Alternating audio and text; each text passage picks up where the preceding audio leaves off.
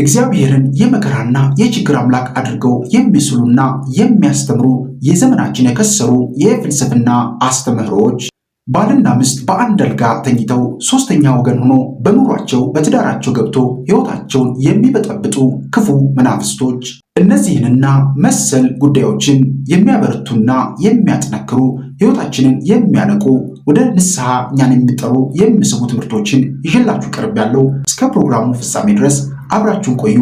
ለዚህ ቤት ለዚህ ቻናል አዲስ ሆናችሁ ቻናሉን ሰብስክራይብ አድርጉ። ቪዲዮ ስትጀምሩ ላይክ እና ሼር እያደረጋችሁ ጀምሩ። በቀጥታ ወደ ቪዲዮአችን እንሄዳለን። ባልና ሚስት አልጋ ላይ ተኝተው ባሉበት ጊዜ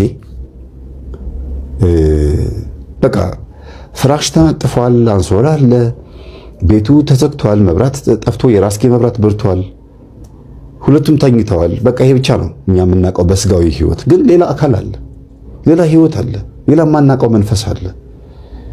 ለምሳሌ ልዘርዝርላችሁ፣ አንድ አራት አምስቱ ልዘርዝርላችሁ። አንደኛ የመስተፋቅር መንፈስ ካለ ወይ እሷ ወይ እሱ ካደረጉ ያ መንፈስ አብሮ ነው የሚያድረው። ሁለተኛ የአይነ ጥላ መንፈስ እሷ እንዳታገባ የሚከላከል ወይም እሱ እንዳያገባ የሚከላከል ካለ አብሯቸውን የሚያድረው ምን ለማድረግ ስንፈተ ወሲብ ለመፍጠር የእሷን ስጋ አስተኝቶ የእሱን ስጋ ማነቃቃት ወይ የእሷን ስጋ አነቃቅቶ የእሱን ስጋ ማስተኛት። ሶስተኛ በዛ ቤት ውስጥ የሚገባው የሁለቱን መጋባት የማይፈልግ የሌላ ሰው ምቀኛ መንፈስ ካለ እዛ ቤት አለ። አስማንዲዮስ የሚባል መንፈስ አለ፣ በባልና በሚስት መካከል የሚተኛ መጽሐፈ ጦቢት ላይ አለ። እንደገና ደግሞ ሌላው በመኝታ ጊዜ የሚረብሽ የመተት መንፈስ ደግሞ አለ።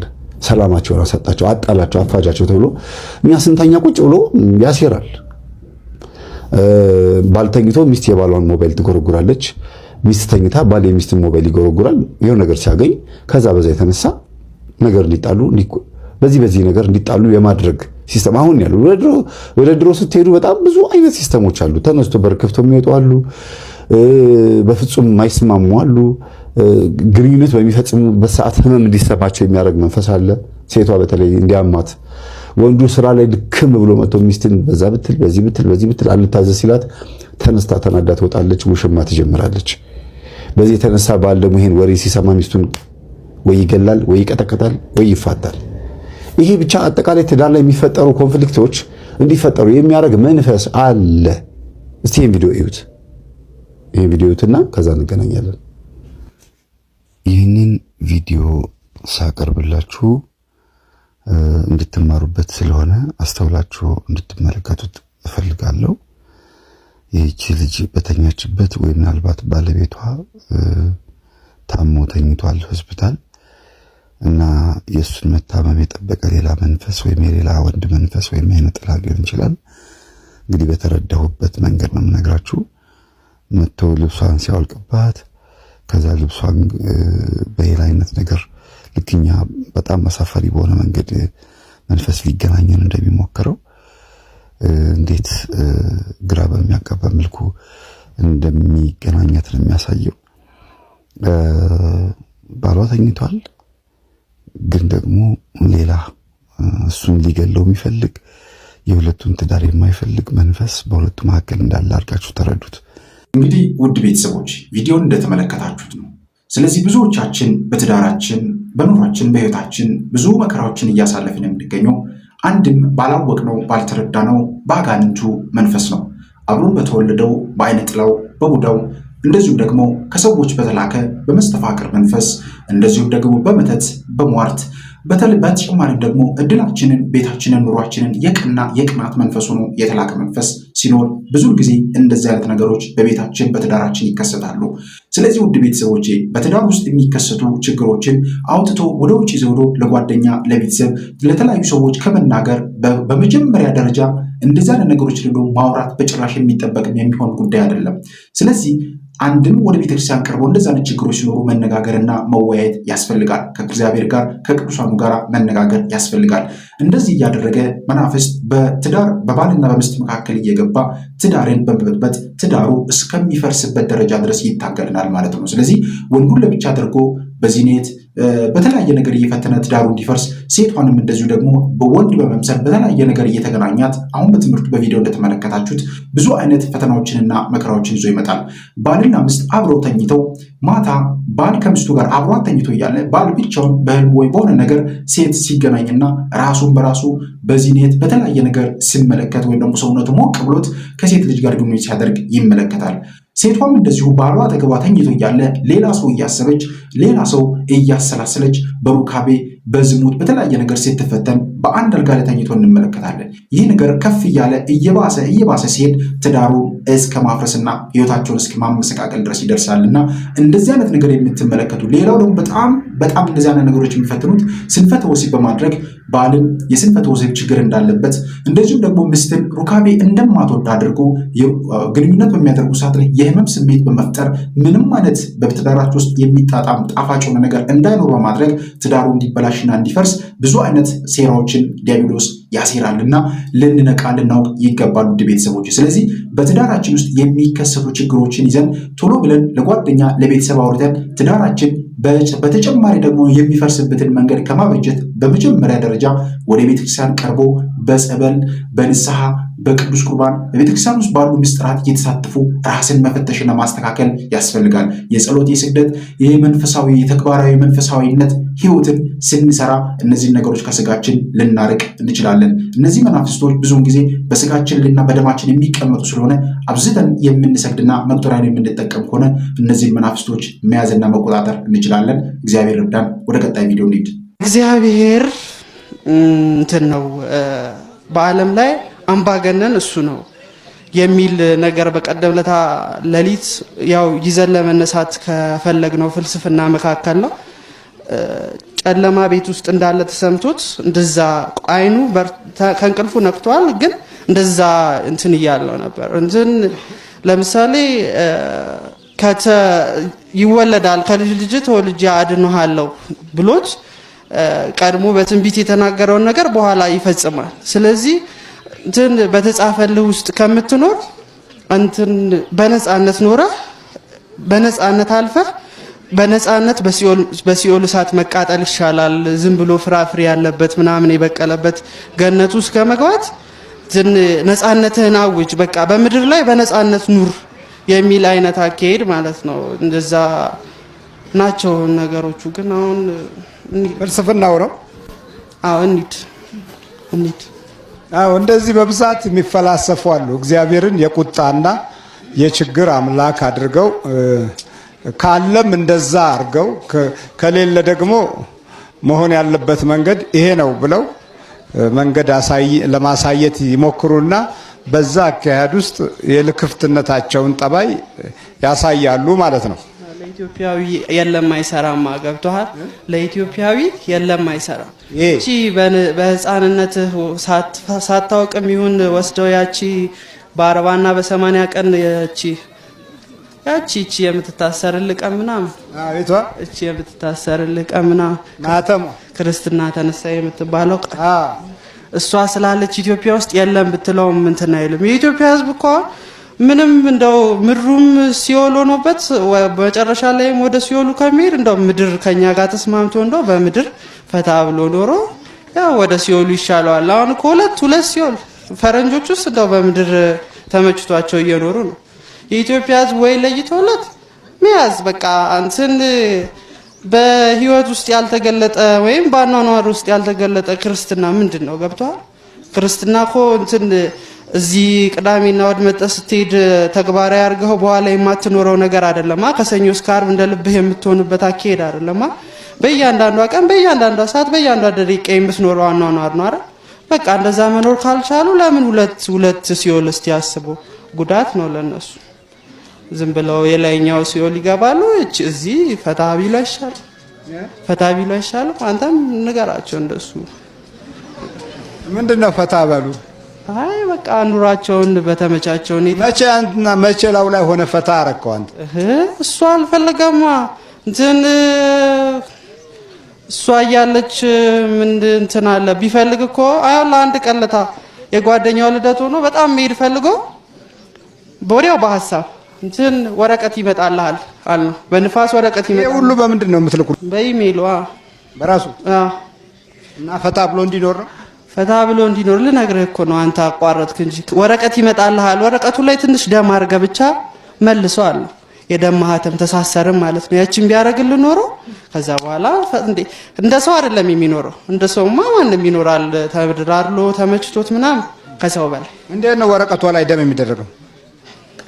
ከፈለከው ነገር ከዚህ ጋር ቀለል ስለሚል ብቻ ደም ነው። ደም ማለት ማህተም ነው። እናንተን እሱ በምንድን ነው ያዳናችሁ? ለዛ ነው እኛም በደም ትስስር ከፈጠርን በቃ ከዛ በኋላ ምንም እንትን ነው። ለኛ ሄደን ነው በክርስቶስ ደም። እኛ ደግሞ የምንኖረው እኛ ደግሞ ከሰዎች ትስስር የምንፈጥረው በሰውየው በራሱ ደም ነው። ገብቶ እንዴት ነው የምትደረገው? ጠቅ ተደርጎ በቃ እዚች ጋር ጠቅ ይደረጋል። ከፈለክም ከዚህ አካባቢ ጋር በቃ ደም ወረቀቱ ላይ ብቻ ደም ማድረግ ነው። ዋናው ነገር እኮ እኛ ከደሙ እኮ አይደለም ቃል ኪዳን ማለት ነው። ቃል ኪዳን እንትን አንተ ይሄ የሚወሰደውን ነገር ስትወስዱ የሱ እንትን እንደሆነ አስባችሁ ነው አይደል? ዋናው ሐሳቡ ነው አይደል? እንደዛ ማለት ነው። አይ ቃል ኪዳኑ ነው ሐሳቡ ብቻ አይደለም። በቃ ስለዚህ እሱ አያስፈልግም። አያስፈልግም። ይኸው ጠየቀን መለስን እንደ ዘመን እና ደምህን አፍስ ተብለውት ነበር። በውስጥ ነገር ነው እንደሱ አልነው። አሁን ሊሙዚን ይመጣል ወደ ጓደኛ ልደት ያለ ችግር አለው አያለ እናንተ ውሸታሞች የውሸት አባቶች ምናምን አላችሁ። ስንት አመቱ ነው ላብላ ካላችሁ? 24 እድሜው ስንት ነው አሁን? 24 ነው። 25 ገና ሊሞላ ነው። በልባጥና አውጥቶ በከሰውነት ውስጥ ለመሄድ ለምን ወሰናችሁ? እንትን ሰው ሊድልኝና እንትን ኑሮ ይስተካከል ምናምን ይላል። መንፈሶቹ ይሸኙልኝና እስቲ እንደ ሰው ልጅ የአባቱን ጉልበት ይስሙ የለም እንደዚህ ይመኛል ሰው። በቃ መረረን ከዚህ በኋላ ልብ አይሆንም። ከዛ ሄዶ ደግሞ እዛ እሷ ስዕል ስር ቁጭ ብሎ ቤት ሲሰራ ኮንክሪት እንደዚህ ከስር ወጥቶ ነው አፈሩ። ልክ እንደዛው ልቤን እንደ አዲስ ሙዩ የነበረውን አውጪው አለ። ለዛ እኮ ነው ከዚህ ወጣን እዚህ ጋር ቁጭ ብለን ትላንትና ድራሽ ይጥፋና እና ኮንክሪቱ ይፍረሳል። በቃ ልክ እንደዛ እንደ አዲስ የድሮ ይውጣና አዲስ አንቺ ሙይበት አላት፣ ለመናት። እሷ ደግሞ እንኳን እንደዚህ ብሏት ልጇ ነው መሰለኝ ዝም ብሎ እሷ ይዛን ነው እንጂ እኔ አላመት እኮ። ስለዚህ ውድ ቤተሰቦቼ ብዙዎቻችን አሁንም መንቃት ያለብን ጊዜ ላይ እንገኛለን። በተለይም ፍልስፍና ኦሾ ራምፓ እያለን በስሪ አይስ እያለን የምናነባቸው መጽሐፍቶች የስኬት ፍልስፍና እያለን እንደዚሁም ዝም ብሎ ድብልቅልቁ የጠፋ ማንም የማይኖርበትን ዓለም ለኛ የሚያሳዩ ሰዎችን መጽሐፍ ዛሬ ብዙዎቻችን እያነበብን እንገኛለን። መንፈሳዊ መግባራትን ወይም ደግሞ መንፈሳዊ መጽሐፍትን እንዳናነብ መዲያብሎስ አይናችን፣ ልቦናችን፣ አካላችን ላይ ሲቀመጥ ውስጣችን ገብቶ ወደ ማፈላሰፍና ክርስቶስን ወደ መካድ ወይም ደግሞ ቤተክርስቲያንን ከደን ከቤተክርስቲያን እንድንወጣ የሚያፈነግጥ ማንነትና ባህሪ እንድንላበስ ያደርጉናል። ዛሬም ብዙዎቻችን ጥበብ ከፕላጦስ የሚሉ መጽሐፍቶች እንደዚሁም ደግሞ ሌሎችንም ተጨማሪ ኦሾ ራምፓና ብዙ የፍልስፍና መጽሐፍቶች፣ የአነቃቂ መጽሐፍቶች፣ ሞቲቬሽናል ስፒች የሆኑ የአርሞና የተመስጦ መጽሐፍቶች እያሉ በየገበያው በየሰፈራችን ዛሬ የሚሸጡ ብዙ አይነት መጽሐፍቶች ዛሬ በገበያው ላይ ይገኛሉ። ብዙዎቻችን በነገራችን ላይ እነዚህን መጽሐፍቶች ገዝተን እናነባለን። ውስጡ ላይ ግን እግዚአብሔርን የሚያስክዱና ከቤተክርስቲያን ስርዓትን ሕግ የሚያርቁን በአጠቃላይ እግዚአብሔር የለሽ ትውልዶችን የምንፈጥርባቸው መጽሐፍቶች ናቸውና ልንጠነቀቃቸው ይገባል። ውድ ቤተሰቦቼ ሁሌ መጸጸት አለበት ኦርቶዶክሳዊ ሰው። አንድም ቀን መልካም ስራ ሰራሁ ብሎ ራሱን ግን ከመውቀስ ነፃ ሆኖ አያውቅም። ኦርቶዶክሳዊ ሁሌ ራሱን መውቀስ አለበት። ይሄ ወቀሳ ቀላል እንዳይመስላችሁ። ሐዋርያ ቅዱስ ጳውሎስ በአንደኛው ቆሮንቶስ 10 ላይ ወሰበኮነነ ለሊነ ርዕሰነ እምኢተኮነነ በራሳችን ላይ ብንፈርድ ባልተፈረደብንም ነበር ይላል። ስለዚህ ሰው ሁሌም በራሱ ላይ መፍረድ ይሄ ኦርቶዶክሳዊ መገለጫ ነው። እንደውም በዚህ ዘመን እየጠፋ ያለው ደግሞ ይሄ ነው፣ በራሱ ላይ መፍረድ። ሊቁ ዮሐንስ አፈወርቅ ዳኛ ልትሆን ያምርሃል ይላል፣ ፈራጅ ልትሆን ያምርሃል። ስለዚህ በወንድም ላይ ከመፍረድ ነፃ ሁንና እቤት ገብተህ ወንበር አዘጋጅተህ ቀን ሙሉ ስትሰራ የዋልከውን ቁጭ ብለህ በራስ ላይ እየፈረድክ ማምሸት አለብህ ይላል። ልጆችም እንዳይገቡ በር ዝጋ፣ ቴሌቪዥንም እንዳይኖር ዝጋ። ከዛ ገባ ብለህ እስኪ ራስን መፍረድ። ዛሬ ምንድን ያደረከው? ቢሮ ላይ፣ ንግድ ላይ፣ ምን ላይ፣ በወንድምህ ላይ እንዲህ መፍረድ። ይሄ ኦርቶዶክሳዊነት ነው። አባ ዮሐንስ ሐጺር የተባለ አንድ የትህትና ሰው ነበረ። እሱ ምን እንዳለ ታውቃላችሁ? ራስን መውቀስ የሚባለውን ትንሹን ተመልከቱ። ራስን መውቀስ የሚባለውን ትንሹን ሸክም አምዘግዝገን ጥለን ወንድምን መውቀስ የሚባል ትልቅ ሸክም ተሸክመናል ይላል። አያችሁ፣ ኦርቶዶክሳዊ ሰው በራሱ ነው የሚወቅስ እንጂ በሌላው አይወቅስም። ጭራሽ በሌላው አይፈርድም። ለዛ ነው ክርስቶስም በወንጌሉ ላይ ማቴዎስ 7 ቁጥር 1 ላይ ኢትኮንኑ ከመ ኢትኮነኑ እንዳይፈረድባችሁ አትፍረዱ ይላል። በዛ ሰፈርክሙ ይሰፍሩ ለክሙ እናንተ በፈረዳችሁበት ፍርድ ይፈረድባችኋል በማለት ይናገራል። ስለዚህ ኦርቶዶክሳዊ መገለጫ ህሊናዊ ሚዛንን መጠበቅ፣ ወደ ህጉ መመልከት በተመለከተ ነው። ልክ ደግሞ ሁሌ ቃሉን ስንመለከት እኛ እንድንወቅስ ነው የሚያደርገን። መስታወት የሚያይ ሰው የራሱን ክፍተት አይደል የሚመለከት? ልክ ህጉን የሚመለከት መጽሐፍ ቅዱስ የሚመለከትም ሰው የራሱን ክፍተት ይመለከታል። ከክፍተቱ የተነሳ ራሱን ይወቅሳል ማለት ነው። ታዲያ ራስን መውቀስ ከምን እንደሚያድን ታውቃላችሁ? የሚገርመው ከውዳሴ ከንቱ ያድናል፣ ከትዕቢት ያድናል። አንድ ሰው ሊያከብር መጥቶ እንኳን አንተ እኮ እንደዚህ ነህ፣ ትልቅ ሰው ነህ፣ የከበርክ ነህ ወዘተ ሲል ውስጣችን ራሳችን ስለሚወቅስ አንቀበለውም። በዚህ ሰዓት እንድናለን ማለት ነው። አለበለዚያ ግን ውስጣችን ስለማይወቅስ በላይ የሚመጣውን ውዳሴ እንቀበለዋለን። ስንቀበል ጌታ ደግሞ ምን ብሎ ይፈርዳል ማለት ነው? ነስኡ እሴቶሙ ዋጋችሁን ተቀብላችኋል ከሰው ብሎ ያቆማል ማለት ነው።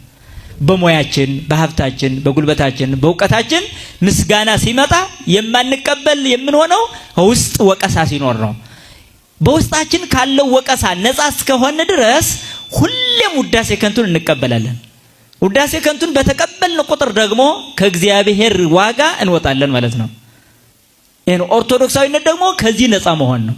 ከእግዚአብሔር ዋጋ ለማግኘት ከዚህ ዓለም ዋጋ ነፃ መሆን የሚመለከት ነው። ስለዚህ መገለጫችን ወቀሳ ነው። ከወቀሳ ነፃ መሆን የለበትም ሰው። እቺ በተለይ ኦርቶዶክሳዊ አይምሮት መጠበቅ አለባት። በዚህ መልክ ስንወቅስ ነው። ከዛ ሌላኛው በዚህ ወቀሳ ብቻ መኖር ሳይሆን ደግሞ መናዘዝ ይጠይቃል።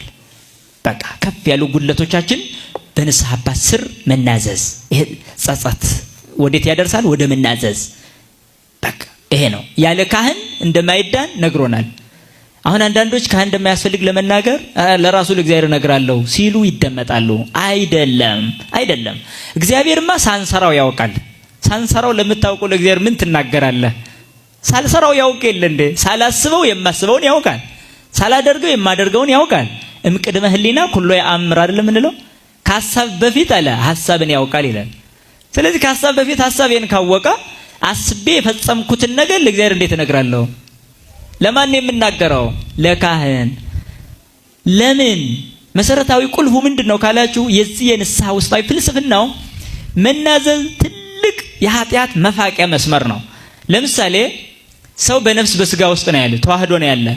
ስጋ ተግባራዊ ድርጊት መፈጸሚያ ነው። ነፍስ ደግሞ የድርጊት ማውጠንጠኛ ነው። ማሰብ በአእምሮ ውስጥ ይታሰባል፣ በስጋዊ አካል ይፈጸማል። በዚህ ሰዓት ይሄ ሰው በመንፈሱም ረክሷል፣ በስጋውም ረክሷል። ስለዚህ ስግደት ቢሰግድ ስጋውን ብቻ ነው እየቀጣ ያለው፣ ቢጾም ስጋውን ብቻ ነው እየቀጣ ያለው። እንደዚሁ ቁሞ ቢያድር ቢያለቅስ ስጋውን ብቻ ነው እየቀጣ ያለው። ነፍስ ከመርከሷ ነፃ አይደለችም። ታዲያ ይችን ነፍስ ከርኩሰቷ ነፃ ለማድረግ መድኃኒቱ ምንድነው? ለሷ ቅጣቷ ምንድነው ከተባለ ኃጢአት ስንሰራ ያላወቀ ያላየ ካህን አለ። ሰው እንዲያይ ተሸሽገን ስለሆነ የሰራ ነው። ቀጥታ ለማያውቅ ግን ሰምቶ ሊያሳፍረን ለሚችል እንደኛ ላለ ባህሪ ላለው ሰው እንሰጣል፣ እንነግረዋለን ማለት ነው። ስንነግር ነፍሳችን ትጸጸታለች፣ በጣም ታፍራለች። ይህ ማፈር የነፍስን ርኩሰት ያነጻዋል ማለት ነው። ይሄ ነው። ቢጾምማ ነፍስ አትበላም እኮ ጥንቱንም፣ ቢሰግድም ነፍስ አትደክምም። ቅጣቷ መፍራት ነው፣ ማፈር፣ መሸማቀቅ ነው። ስለዚህ መናዘዝ ያስፈልጋል። ምለው ዝም ብለን አይደለም፣ ቀጥታ ማለት ነው። ሂድ ራስህን ለካህን አስመርምር ማለት እኮ ነው። አስመርምር ማለት ካህኑ ይመረምረዋል ማለት ነው። ስለዚህ ነው አንዳንድ ሰው በስጋዊ ህመሙ አካሉን በሙሉ ለዶክተር ገልጦ ያሳያል። በኃጢአቱ ጊዜ ግን የነፍሱን ኃጢአት ለካህኑ ገልጦ ማሳየት የሚፈራ ሰው አለ። በዚህ መዳን አይቻልም። በኋላ ከምናፍር አሁን ማፈር ማለት ነው። ስለዚህ ኦርቶዶክሳዊነቱ በኋላ ከማፈር አሁን የማፍርበት ነው ማለት ነው። በቃ አሁን አፍሬ ማለፍ አለብኝ። መሸፋፈን ህመምን መደባበቅ ፈውስን አያመጣምና ለዚህ ነው ኦርቶዶክሳዊነት መገለጫው በሚዛን በህሊናዊ ሚዛን እንኖራለን፣ ወደ ህጉ እንመለከታለን። በዛ ተግባራዊነት ነው ራሳችን በመውቀስ የምንገኘው። ከዛ በኋላ እንናዘዛለን። ኦርቶዶክሳዊ መገለጫ ይባላል በእንደዚህ አይነት። አዎ ውድ ቤተሰቦቼ መጸጸት ኦርቶዶክሳዊ መገለጫ ነው። ምክንያቱም ወደ ንስሐ ያቀርበናል፣ ወደ ምስጢራት ያቀርበናል፣ ወደ ቤተ ክርስቲያን ስርዓትና አካሄዶች ውስጥ በደንብ አድርጎ የሚያስገባን እንደዚሁም ደግሞ ከውዳሴ ከንቱና ራስን ከፍ ከፍ ከማድረግ የሚጠብቀን ወሳኝ የቤተ ክርስቲያናችን አንዱ መገለጫና ኦርቶዶክሳዊ መገለጫችን ለሁላችን ደግሞ ሊሆን የሚገባ ወሳኝ ጉዳይ ነው። ስለዚህ ሁላችንም አንዱ በዚህ በንስሐ ህይወት ውስጥ በተለይም ደግሞ በክርስትና ህይወት ውስጥ ትልቁ በህይወታችን ውስጥ ሊኖረን የሚገባው ጉዳይ ቢኖር አንዱ መጸጸት የሚባለው ጉዳይ ነው። ስለዚህ እነዚህ ነገሮች ዘወትር ልንለማመድ ይገባል። እግዚአብሔር አምላካችን በእውነት ለአባታችን ረጅም ዕድሜን ያድልልን። አንደኛ በነበርኩበት ህይወት ውስጥ በዱባይ በነበረው ህይወቴ ውስጥ በነበረ ጊዜ ከኢትዮጵያ ሴቶችን እያስመጡ ለዚህ ስራ ብቻ የሚሸጡ ያው ሀሳዊ ደብተራ አሉ እዛ የሚኖሩ። ሀሳዊ ደብተራ ማለት ያው በስመ ደብተራ የቤተክርስቲያን ትክክለኛ ስም ነው ማዕረግ ስለሆነ በሐሰት ግን ደብተራ ነን ብለው ደብተራን የሚያቆሽሹ አሉ። ደብተራ በሚለው ስም ውስጥ ስር ማሽቀጠል ሆነው አስማተኛ ኮኮ ቆጣሪ ሆነው የሚኖሩ አሉ። እንደነዛ አይነት ሰዎች አሉና ከ13 በላይ ካፍቴሪያዎችን አሏቸው። ከ13 በላይ ካፍቴሪያ ያለው ሰውየው ማለት ነው። እሺ አንዱን ምትነው ከ13 በላይ ካፍቴሪያ አለውና እሺ ባለትዳር ነው፣ ሚስት አለችው። እዛ ላይ ወረቀት አሰርቶላቸው ከዚህ ከኢትዮጵያ ካፍቴሪያ ስራ በሚል ካፍቴሪያ ሲባል ያው እንደነገርኩ የኢትዮጵያን አይነት ስራ እንጂ የሚመስለው ዘሞት ወይ ደግሞ አካልን ራስን መሸጥ እንዳልሆነ ነው ሰው የሚረዳው። እሺ ወረቀት አሰርቶላቸው ይወስዳል፣ እዛ ገላቸውን ይሸጣሉ። ያው ማን ነው ወሳጁ? እሱ ደብተራውና ሚስቱ እንዴ። እና ለዝሙት ስራ ነው ከይዟቸው መሄደው። ምን አይነት ሴቶች? ያው በቃ ስራ የሚፈልጉ ሴቶች ወደ ዱባይ መሄድ ሲፈልጉ ስራ ኦንላይን ስራ አለ ብሎ ተለቆ በዛ ስራ ላይ ሁሉም ሰው ይገባል። በደላላም በኩል ወረቀታቸውን ያስጨርሰላቸዋል፣ ወረቀት ያሰራላቸዋል። የሁለት ዓመት ሙሉ እሱ ጋር የገባይ ሴት በደብተርና ወይ በመተት ታስራ ነው የምትኖረው። እየሰራች ለሱ ነው ገቢ የምታስገባው፣ እሱ ጋር ነው የምትኖረው። ቤት ዶርም አለ ተከራይቶ የሚያኖራቸው። እያንዳንዱ ካፍቴሪያ መጥቶ ይቀጥራቸዋል ማለት ነው። እና በእንደዚህ አይነት ሁኔታ የሚያሰራ ሰውዬ አለ። ስለዚህ በደብተርናውም ይሰራል፣ በካፍቴሪያውም በንግድ ይሰራል እና እሺ ያገለግላል። እዛ ዱባይ አያገለግልም። ከአባቶች ጋር የመታየት ቤተክርስቲያን የሚሄድ አለው አይደል? እና ማንም ሰው አያውቅበትም ይሄን ነገር። አብዛኛው እህቶች ደግሞ እዛ እሱ ቤት የገቡ እህቶች ከሱ ቤት ጠፍተው የወጡ አብደው ጤናማ አይደሉም። በቃ በአጠቃላይ እንደ እብድ ነው የሚያረጋቸው። ስለዚህ በድግምት ነው የሚያመጣቸው። በድግምት ነው አስሮ ያስቀምጣቸው ማለት ነው። ትክክል። እና ያሰርቃቸዋል። ስርቆትም እንዲሰርቁ ነው የሚያደርጉ። ኪስ እንዲያልቁ እንደዚህ በብዛት ብዙ ገንዘብ ሰርቀው ምናምን እንዲያስገቡለት ይፈልጋል። እንዲህ የሆኑ እህቶችን አውቃለሁ የደረሰባቸው አብረውኝ የነበሩ እዛው በነበርኩበት አጋጣሚ ተገናኘን፣ የተዋወቀን። ከሌ ቤት ግን እንዳትገቢ ብትሞች እንደዚህ አይነት ሰው ቤት እንዳትገቢ ብሎ ስለሚመክሩኝ አውቅ ነበርና። ደብተራ መሆኑ በምን ታወቀ? ሰውየው ያው ካህን አይደለ? በክህነቱ ነው የሚኖረው ነው። ካህን ነው፣ ባለትዳር የሆነ ካህን ነው ተብሎ ነው የሚታሰበው። የሚሰራውን ድግምት ከላያቸው ለሚለፈልፈው መንፈስ ስለሚያውቁ ነው። አንዲት ልጅ አለች፣ አሁን እስር ቤት ነው ያለችው። ከወር በላይ ሆኗታል ከታሰረችና እዛው ዱባይ። እሺ እሱ ጋር ተሰራ ነበር። ያው እሷ ላይ መንፈስ ይጮህ ነበር፣ እሱ እንዳስደገመባት። እንዴት ነው የሚጮህ? ጠጥታ ሰክራ ራሷን ልታጠፋ ምናምን ትፈልጋለች እና ፍቅረኛ ስትይዝ ፍቅረኛዋን ትደበድባለች፣ ከፍቅረኛዋ ጋር ትጣላለች። ፍቅረኛው እንዳይነካት ራሱ ከላዋ ላይ መንፈሱ ተነስቶ ይናገራል። እኛ ገንዘብ እንድታስገባለን እንጂ የምንፍቅር የምትዳር ነው እያለ ይናገራል መንፈሱ ከላዋ ላይ። ኖርማሊ ሰውየው የሚታወቀው እዛ ዱባይ ውስጥ በምንድን ነው? እዛ ዱባይ ውስጥ የሚታወቀው በካፍቴሪያ ባለሀብት ስራ ነው። ከዛ ጎን የክህነት ልብስ ምናምን ለብሶ ይታያል። የክህነት ልብስ ለብሶ የሚታየው ኢትዮጵያ ሲመጣ ነው። እዚህ ሲመጣ እንጂ እዛ ዱባይ ላይ ኖርማል አለባበስ ነው የሚለብሰው። እና ቡና ቤት እንትን ነው ይሄ ጭፈራ ቤት? አይ ጭፈራ ቤት አይደለም። ዱባይ ላይ እነዚህ ጭፈራ ቤት ክለቦች ምናምን ይፈቀዳል። ግን እዛ ቦታውን በስነ ስርዓት ለመናገር ሙሰፋ 10 11 12 የሚባሉ ቦታዎች አሉ። እና ወይ ደግሞ ሻቢያ ይባላል እና ሰፈሩ ሻቢያ ወይ ደግሞ ሙሰፋ። እሺ 10 11 12 እና የሱ ካፍቴሪያዎች ያሉት ሙሰፋ 12 ላይ ነው። 13ቱም ካፍቴሪያዎች ያሉት ማለት ነው። የሰፈሩን ስም የምናገረው በእርግጠኝነት የሚያውቀው ሰው ይኖራል ብዬ ስለማስብ ነው።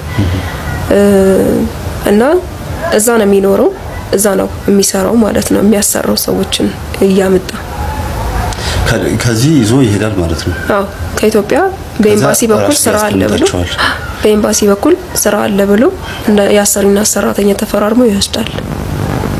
ከዛ በኋላ የሚያስገባው እዛ ካፍቴሪያ ነው ማለት ነው ለዝሙት ስራ።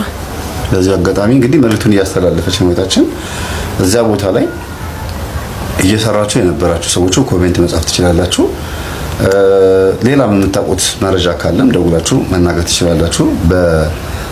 በቤተ ክርስቲያን አገልጋይ ደረጃ እንደዚህ አይነት ስራ የሚሰራ ሰው ያሳፍራል። ግን ሀብታም ለምን ሆነ አይደለም፣ ለምን ካፌ ከፈተ ወይም ደግሞ ለምን ስራ ሰራ አይደለም። ግን እህቶችን ምን እንዳደረጋቸው ያውቃል። እህቶችም ገና ገብተው ይመሰክራሉ። ገና ብዙ ነገር ይመጣል ማለት ነው። ስለዚህ በጣም ያሳዝናል።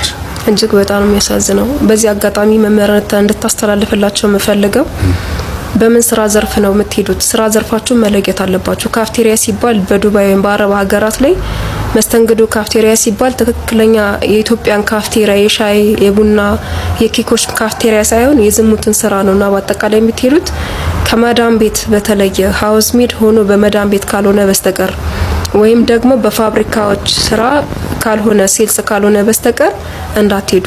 በእነዚህ አይነት ሁኔታ ደግሞ ሴልስ ነው ብሎ አጋጣሚ ስሙን ቀይረው እንኳን ቢመጡ እዛ ሄዳችሁ ስራው ተለይቶ ስታገኙ ወዲያው ሳትነካኩ የመጣችሁበትን ገንዘብ ብቻ ከፈሉ ብሎ የሚያስጨንቃችሁ ሊሆንም ስለሚችል ይሄንን ስራ ከመግባታችሁ በፊት ለህግ አካል አሳውቁ። የዱባይ መንግስት እንዲህ አይነት ነገርን አይደግፍም።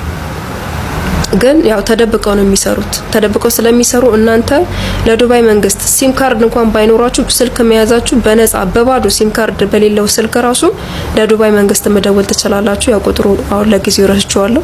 ሳስታውስ በኮሜንት ላይ መመር እንዲያስቀምጥ አደርጋለሁ ማለት ነው። እና አሳውቃችሁ ከዛ ህይወት ውስጥ ራሳችሁን ለማውጣት ለማዳን ጣሩ ነው የምለው። እግዚአብሔር አምላካችን በእውነት ቤተክርስቲያናችንን ይጠብቅልን። እህቶቻችን የሚያሳልፏቸው መከራዎች ቀላል መከራዎች አይደሉም።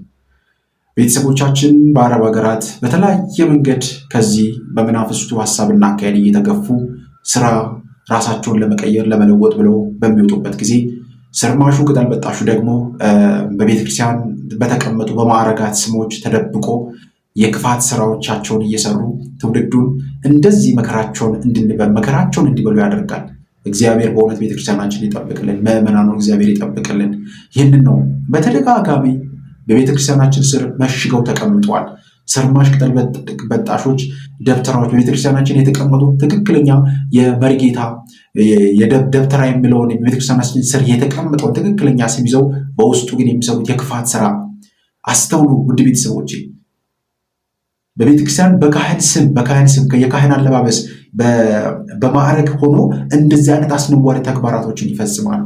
ሴቶችን ከሀገር ቤት እየወሰዱ ለዝሙት ስራ ገላቸውን እንዲሸጡ በማድረግ ህይወታቸው እንዲበላሽ ህይወታቸውን መከራ ውስጥ እንዲያልፍ የሚያደርጉ የንስሐ አባት ሆነው ቀኑና እየሰጡ እነዚህ እህቶች የሚደግፉ የሚያግዙ አባቶች ብዙ አይነት መከራ በእህቶቻችን ላይ ያደርሳሉ።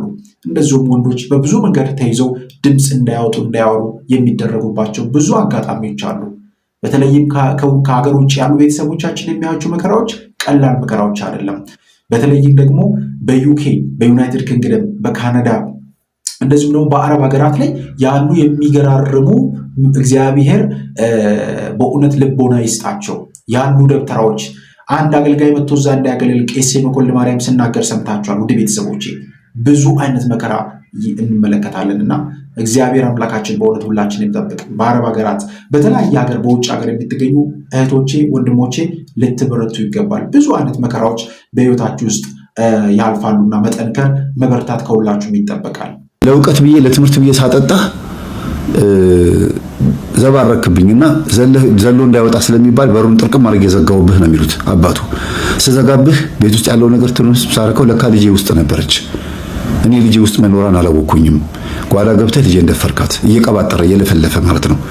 መንፈሱ ሲገባበት ና ሀቢብ ብሎ እሳቸው አፍልሆን ሲሰጡት ዘለለ። እንግዲህ በጨለማ ክፍል ውስጥ ነው ይሄ ነገር የሚሆነው። ምንም አይነት ብርሃን እንዳይገባ ጥግ ጥጉ በሩ ሁሉ ተዘግቶ ድፍን ያለ ጨለማ ውስጥ ነው። ያ ማለት መንፈሱ ከተጠራ በኋላ ያ ድግምት ከመልካ ሳጥናኤል ከተደገመ በኋላ ሰይጣን መጥቶ ላይ ጥልቅ ብሎ ሲገባበት ይዘባርቃል። ለ3 ደቂቃ ያክል ይቀባጠርና ከአረፋ ደፍቆ ነው ከዛ በኋላ እንደተዋረሰው እርግጠኛ የሚሆነው። ይሄን ሆኖ ነው ከዛ ቤት የወጣው። ግን እንደተዋረሰ አያቅ። ልጅቷን ደፍሯት ወይ ብላ ስትጮህ ልጅቷ እሳቸው ደግሞ አይዞሽ ልጄ አትፍሪ፣ አይዞሽ ችግር የለውም አይዞሽ ይላሉ። እስቲል የሚገርማችሁ እስከ ቅርብ ጊዜ ድረስ አይዞሽ አትፍሪ ብለዋት የነበረው ለምን እንደሆነ የገባት ቅርብ ጊዜ ነው። ምን ማለት ነው እንግዲህ አባቴ ያለ ልጁ ሲናገር ፓስተሩ አባቴ እኔ እህቴን እየደፈርኩ እንደሆነ አላወቀም።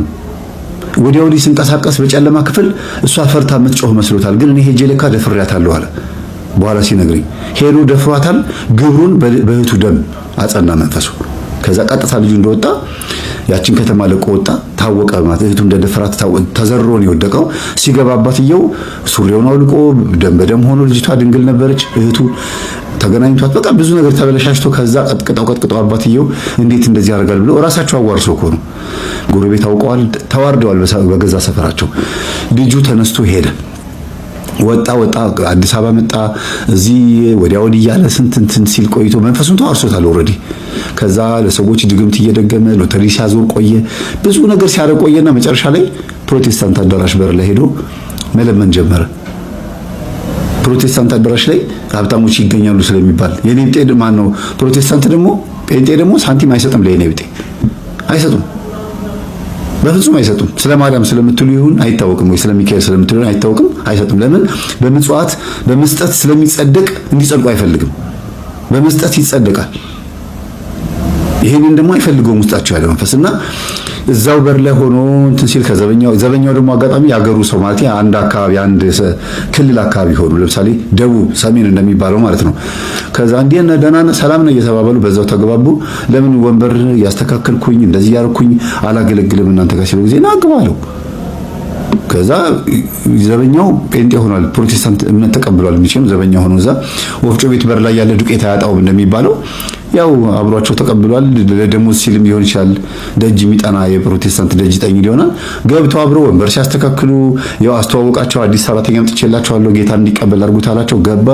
በዛው እያለ ሱሪ ቀየረ፣ ጫማ ቀየረ፣ ከዛ ሱፍ ቀየረ እያለ ሄደና ከ5 ዓመት በኋላ ፓስተር ሆነ።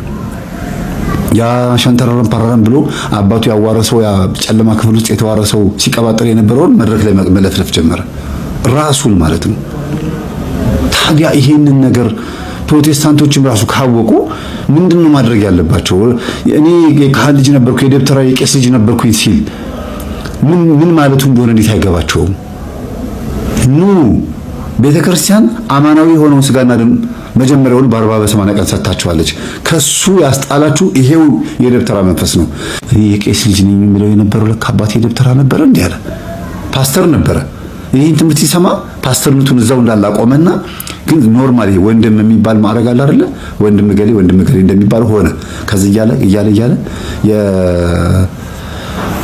ሙሉ ወንጌል መሰለኝ የሙሉ ወንጌል አማኝ ነው። እና ልጁ በጣም ነው የደነገጠው። እህቱን ተገናኝቷታል ለተዋርሶ ብሎ አባቱ ይሄንን ነገር ሲነግሩት በጣም አንተ እኮ ከኔ ጋር የተጣላሁ እህትህን እኮ ደፍረህብኝ ነው ለውቀት ብዬ ሰጠውህ አሉት። በኋላ ሄዶ ገጠር ሲጠይቅ ለውቀት ብዬ ሰጠውህ ልጄን ደፈርክብኝ፣ እህትህን ደፈርካት፣ ከዛ ወጣልኝ ብዬ አባረርኩህ። አሁን ከስንት ዓመት በኋላ ተመልሰህ መጣህብኝ ምን ነው አሉት። ከዛ አባዬ እኔ እኮ እውነቱን አውቄው ነው። አባዬ ደብተራ ነበርክ እንዴ? አዎ እኔ እኮ ደብተራ ነኝ፣ አሁንም ደብተራ ነኝ አሉ። በኩራት ማለት ነው። አሁንም አባቱ ደብተራ ናቸው። እሱ ከኦርቶዶክስ ወጥቶ ዲቁና ተምሯል እኮ ከኦርቶዶክስ ወጥቶ ፓስተር ፕሮቴስታንት ሄዶ ኳየር ሆኖ ፓስተር ሆኖ ስንት ዓመት አገልግሎት ከዛ በኋላ ይሄን ትምህርት ሰምቶ ተመልሶ እንደገና ወደ አባቱ ሲሄድ አባቱ አሁንም እየደገሙ ነው። እህቱን ግን ደፍሮ ነው የወጣው። ይሄን አያውቅም ደፍሮ እንደወጣ እንዲህ አይነት ችግር የገጠማችሁ ሶስት ነገሮችን አድርጉ። አንደኛ ቃለ እግዚአብሔር የምትሰሙበት ጊዜ ይኖራችሁ።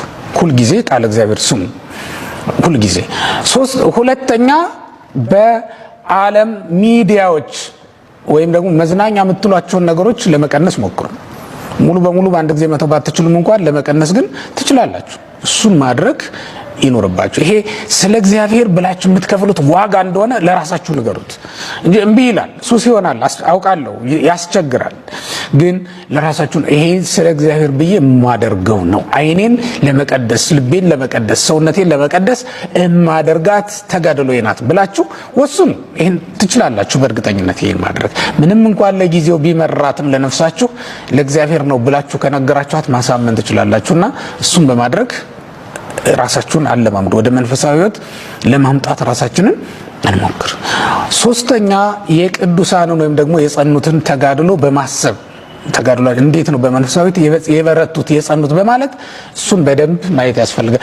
በብርቱ ተጋድሎ ነው እውነት ለመናገር ቅዱሳን አባቶቻችን የጸጋ ሁሉ ባለቤት መሆን ይቻሉት። በብርቱ ተጋድሎ ካልሆነ በስተቀር መንፈሳዊ ሕይወታችን ማስቀጠል እንደማንችል ማመን ይኖርብናል። እሱን ካመን ብቻ ነው መንፈሳዊ ሕይወታችን ላይ በደንብ ብርቱ ሆነን ማገልገል የምንችለው የሚለውን ነገር እንድትይዙልኝ ፈልጋለሁ። ሐዋርያው ቅዱስ ጳውሎስ በብርቱ ተጋድሎ የጸኑትን አስቡ ነው የሚለው። የጸኑትን በማሰብ እና የእግዚአብሔርን ቃል የነገሯችሁን ዋኖቻችሁን በማሰብ ኑሯቸውን እየተመለከታችሁ በእምነት የኑሯቸውን ፍሬ እየተመለከታችሁ በእምነት መሰሏቸው ነው የሚለው ዕብራውያን ምዕራፍ 13 ቁጥር 7 ላይ።